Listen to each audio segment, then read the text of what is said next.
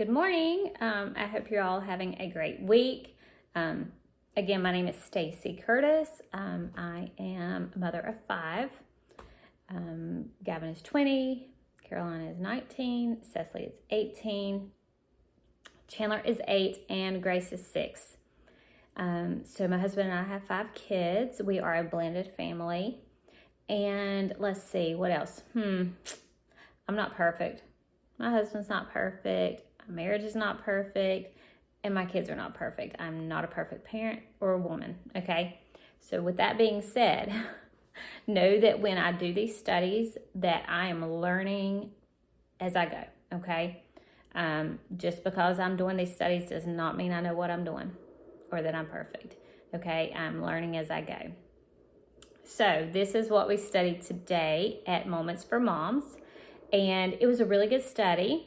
We are enjoying our time together. If you're local and would like to come be a part of us, our little group, please do. We have a great time. Just reach out to me. Now, if you have any prayer requests, please leave them in the comments below so that we can pray for you, or personally email me, okay? All right, so we did the study, Goodbye Grumpy Mom, Say Hello to Renewed Joy. All right, so this was a really good study. It was a little different from the ones we've been doing, so it was good to have a different take. So let's just dive right in, okay? So day 1, it says, refreshment is coming. The world's view of motherhood. Moms can't function without coffee. A trip to Target with the kids rivals a day in prison. Or is it wine 30 yet? Have you ever heard any of these? And it's like grouped as this is the mom life. I know I've heard of it. Have you ever seen the hashtag this is motherhood? All right, you've maybe seen it. I didn't see it till this is said, and now I'm looking for it on Facebook. All right, so sure, these everyday challenges that we go through are part of our reality. But this isn't the full hope-filled like picture of the gospel. Maybe you have valid reasons to be grumpy. Maybe all your buttons are being pushed. Maybe you are overwhelmed or just done, okay? So how do we find joy without escaping motherhood? I mean, we can't just escape motherhood, right? You can't just like, I'm done, I'm checking out, I'll come back when these kids are grown. That's not how it works, right? So how do we find hope and laughter when we're on our hands and knees like cleaning crumbs from under the table for the 3rd time today or the 10th time? How do we find hope and laughter during these times? Well, let's make it simple, okay? We have to identify the lies and replace them with the truth. We have to live out Romans 12:2, which is the anthem for anyone who wants to send grumpy mom on a holiday. Tell her, go on your holiday, see you later. No more grumpy mom here, right? Don't become so well adjusted to your culture that you fit into it without even thinking. We tend to accept the world's subpar version of motherhood without realizing we could be living something better. Sorry about that. The things that are stealing your joy may be the things that you have never even noticed, because there's hope. There is hope. We can start to experience the joy as we start to recognize the lies and renew our minds. Romans 12:2 says, don't be conformed to this world, but be transformed by the renewal of your mind, that by testing you may discern what is the will of God, what is good and acceptable and perfect. 2 Corinthians 10:5 says, we destroy arguments and every lofty opinion raised against the knowledge of God, and take every thought captive to obey Christ. So I thought day 1 was really good. It was just a really good day. So it really, hit home for me. Now, day 2 was about spilled milk and spilled emotions. Okay? Have you ever felt scared of your kids?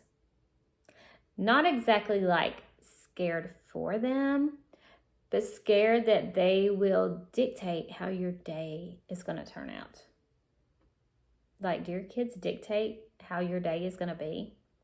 Maybe sometimes we get so frustrated with them because of this, because they have single-handedly chosen to destroy our day.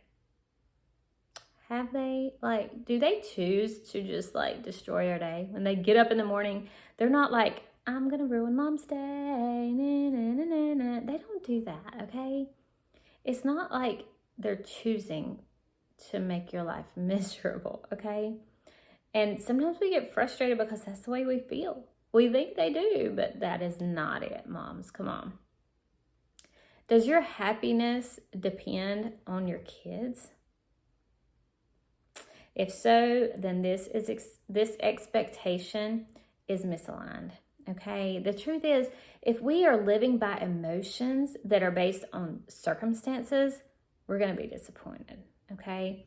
Maybe if we didn't put so much pressure and expectations on our children, we would enjoy them a little more. I know sometimes I have like great expectations for my children, and I put pressure on them to meet those expectations, and then I don't enjoy them because if they don't meet those expectations, then I'm let down, and then I'm let down for them, and it's just like spirals. Okay? So don't put pressure and expectations on your children, okay? When your kids spill milk, what do you do? What do you do?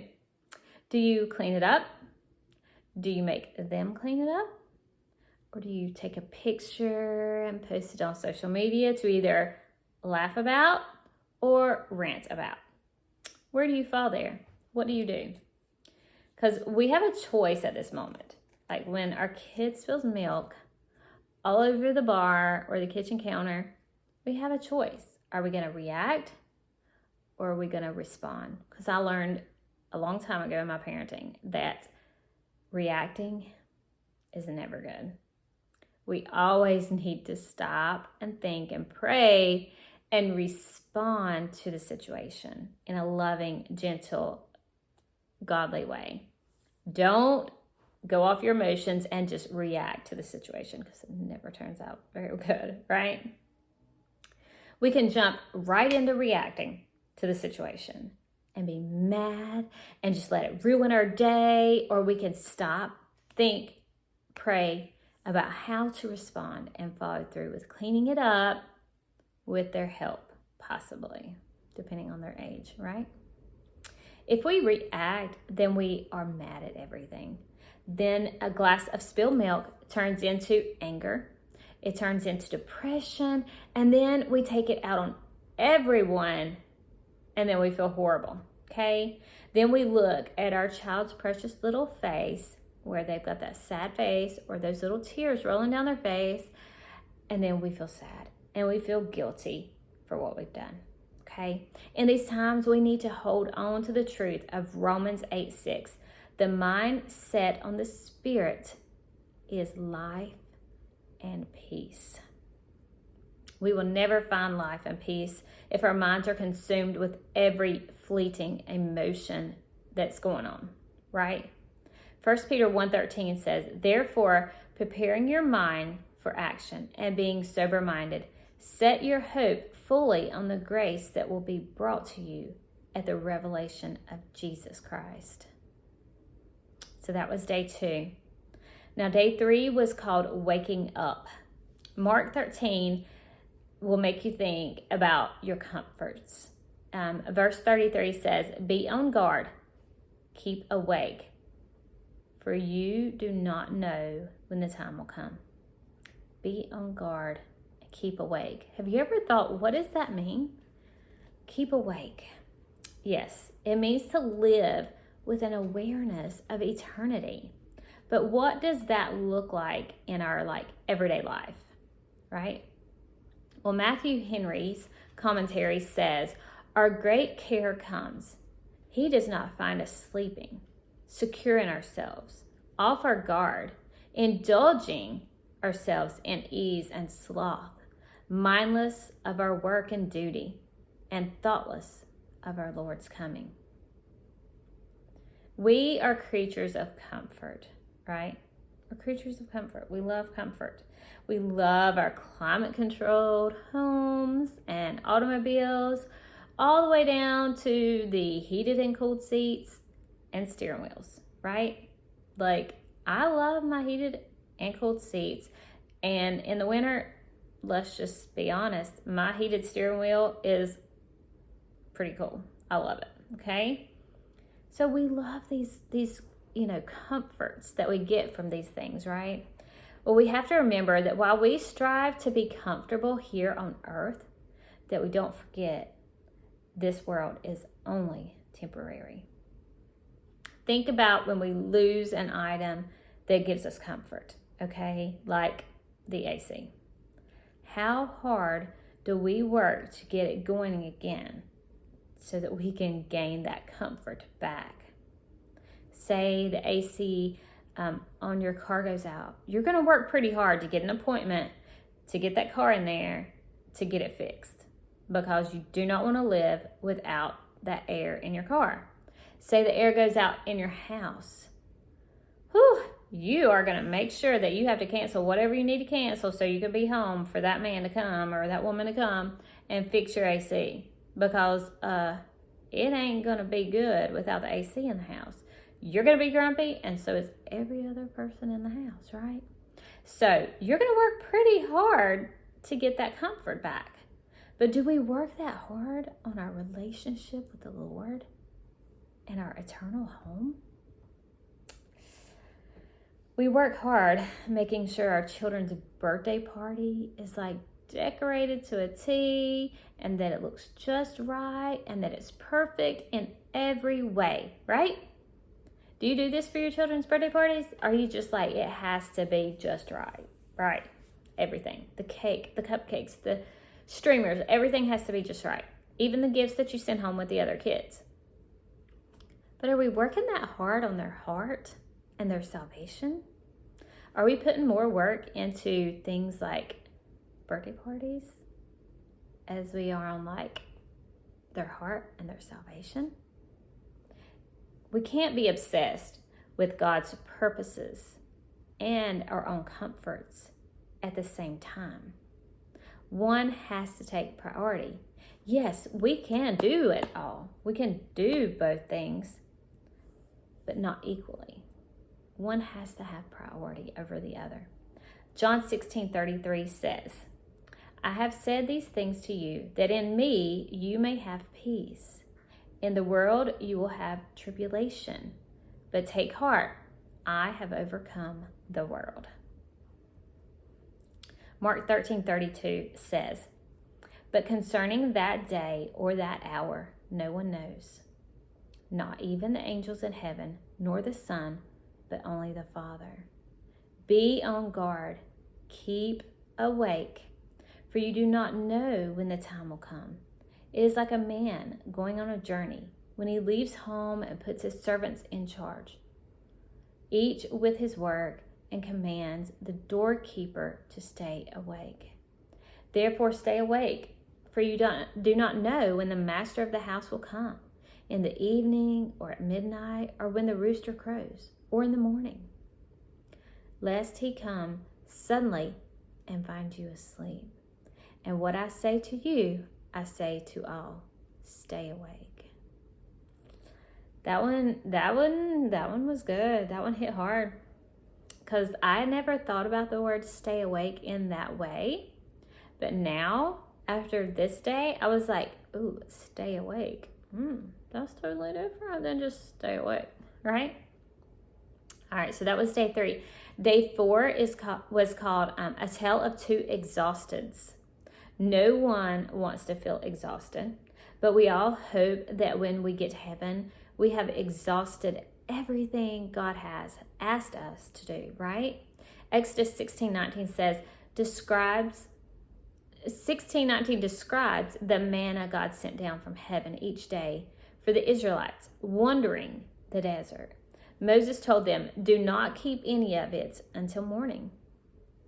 This is how God fuels our bodies. He gives us just enough energy for each day. Could it be that our lack is not from giving away too much, but from clinging to it too much or hoarding it? Do you hoard your energy for the times you know you're going to need it? Do you hoard your energy for the afternoon rush of homework, snack, and then the witching hour where you're getting dinner ready and everyone's crazy? Do you hoard your energy because you know that the bedtime, bath time, hour of crazy time is going to wear you out? Do you hoard your energy for times like that? Well, it could be that our lack is not from giving away too much energy, it's from clinging to it and hoarding it. Maybe planning for a bad evening ahead, right? You just know it's going to be a bad evening. So, you're planning for it, okay? Trust that if God is leading us, then He will also provide for us what we need. Yes, there will be seasons that require more from us.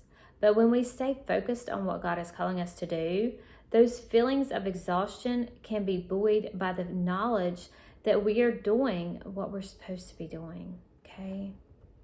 There are good kinds of exhaustion, like doing work for the Lord. Let me remind you that raising kids is work for the Lord. When you're taking the time to raise them right and focus and bring God into their days, then you're doing work for the Lord. It may take more time to pull out things of the heart and correct and instruct from God's words. It takes more time, yes, but the reward is so sweet.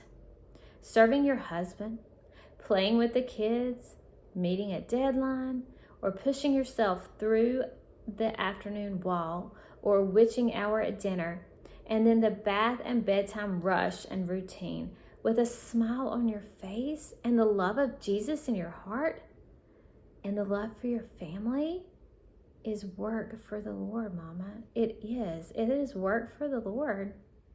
At the end of the day, go look at their sweet little faces as they sleep in the bed and thank God that you have them and can enjoy them. You may be exhausted, but thank God for the day and that you get to wake up the next morning and you get to do it all again. And if you messed up, you get another chance. You are doing what God called you to do. Exodus 16:16 says, "This is what the Lord has commanded. Gather of it, each one of you, as much as he can eat. You shall each take an omer according to the number of the persons that each of you has in his tent." And the people of Israel did so. They gathered some more, some less. But when they measured it with an omer, whoever gathered much had nothing left over, and whoever had gathered little had no lack. Each of them gathered as much as he could eat.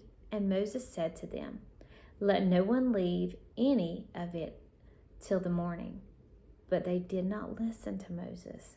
Some left part of it till the morning, and the bread worms and stank. And Moses was angry with them. And morning by morning they gathered it, each as much as he could eat. But when the sun grew hot, it melted. So that was day 4. Day 5 was called Refinement is Happening. Many times what we see as a problem is not what the Lord sees as a problem. Okay? What you think is the problem and what the Lord thinks is the problem are not always the same thing. Maybe the Lord is not trying to solve the same problem that you are. Maybe that non-sleeping baby isn't the problem. Maybe God is working on the patience of that mom or dad. Have you ever found that the problem isn't your child, that it's you? Have you ever done something and you're like, you know what? They really did nothing wrong. It was just me. I didn't have the patience, or I was angry. I was quick to anger and definitely quick to speak. Maybe it was you. Maybe it was me. Maybe it wasn't the kids, okay? When you're trying to solve the problems you see, also take a look and hear what God is teaching you about you. Look at it like God isn't cutting away the rough edges of you just by like chipping them off, chipping them off. He's using like a pumice stone to just take the dead skin off little by little. He's refining and he's shaping you into who God is calling you to be. Philippians 1:6 says, "And I am sure of this, that he who began a good work in you will bring it to completion at the day of Jesus Christ."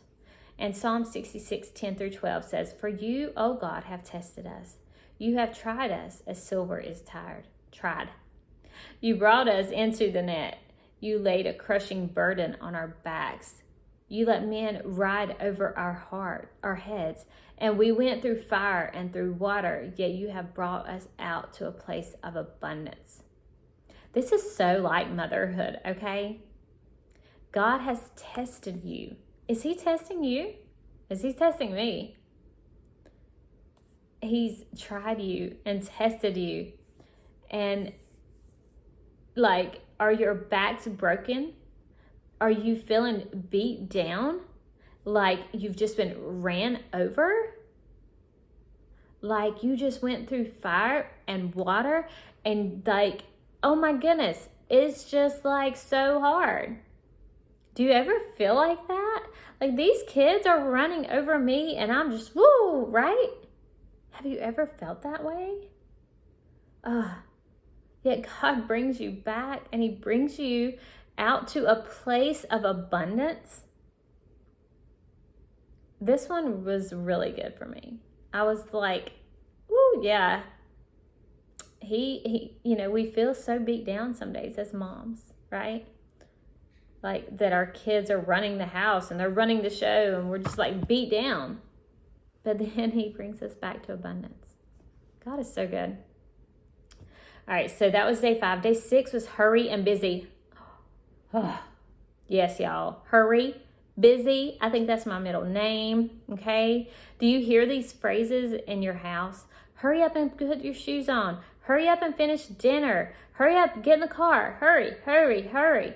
Guys, I am so guilty of saying hurry way too much. And busyness is the war of our generation. Busy is like the new 4-letter word. And in my house, I think I'm going to turn hurry into the new bad word, okay? I'm going to like ban it. Hurry. I'm tired of telling my kids to hurry. I should not be doing that, okay? So this one really hit home with me. There is a difference in busy and hurry though, okay? We do not have to have both. We do not have to hurry just because we're busy. Our souls can be at peace regardless of the pace around us. Busy has to do with what is happening on the outside, while hurry has to do with what's happening on the inside. No peace comes from the spirit being distracted and disconnected from the Lord, not from the calendar or other things that are demanding. Time is something to be enjoyed rather than hurried. Look at time as a gift. If not, then you'll miss out. Okay? Look at time as a gift because time is something to be enjoyed rather than hurried. Allow it to flow naturally through your hands and enjoy it as it comes and goes. Jeremiah 2:25 says, "Keep your feet from going unshod and your throat from thirst. But you said, it is hopeless, for I have loved foreigners, and after them I will go." I'm so convicted by this day, and I so want to stop with the hurry, hurry, hurry, and the busy, busy, busy, okay? So day 7 was the last day of this one, and it was called A Different Mama. When we start off with the hard stuff like a sick kid or leaving town, we can easily get sent into grumpy mom mode, right? We think about how hard things are and we just melt into the misery of it all. But you have left behind grumpy mom when you feel steady. You take care of the sick child and you pack for the trip And you don't complain or feel sorry for yourself. You just do it and find something to be grateful for. You know that grumpy mom is gone, that she's on vacation and she's not coming back. Take the moments to enjoy motherhood instead of hating them. Even on those hard days, find something that brings you joy in your children, in mothering. Find something. Your kids will see a different mama. Say goodbye to grumpy mom and be freed from living the stagnant life of sin and bondage. We are under the authority of God, not the world. Ephesians 2, 1 through 10 says, "And you were dead in the trespasses and sin in which you once walked, following the course of this world, following the prince of the power of the air, the spirit that is now at work in the sons of disobedience, among whom we all once lived in the passions of our flesh, carrying out the desires of the body and the mind, and were by nature children of wrath, like the rest of mankind. But God, being rich in mercy, because of the great love with which he loved us, even when we were dead in our trespasses, made us alive together with Christ. By grace you have been saved, and raised us up with him, and seated us with him in the heavenly places in Christ Jesus, so that in the coming ages he might show the immeasurable riches of his grace and kindness toward us in Christ Jesus. For by grace you have been saved through faith, and this is not your own doing. It is the gift of God, not a result of works, so that no one may boast. For we are his workmanship, created in Christ Jesus for good works, which God prepared beforehand, that we should walk in them." Guys, this was a great study. I hope you enjoyed it as much as we did in our small group. I leave you today with the fact that please enjoy motherhood.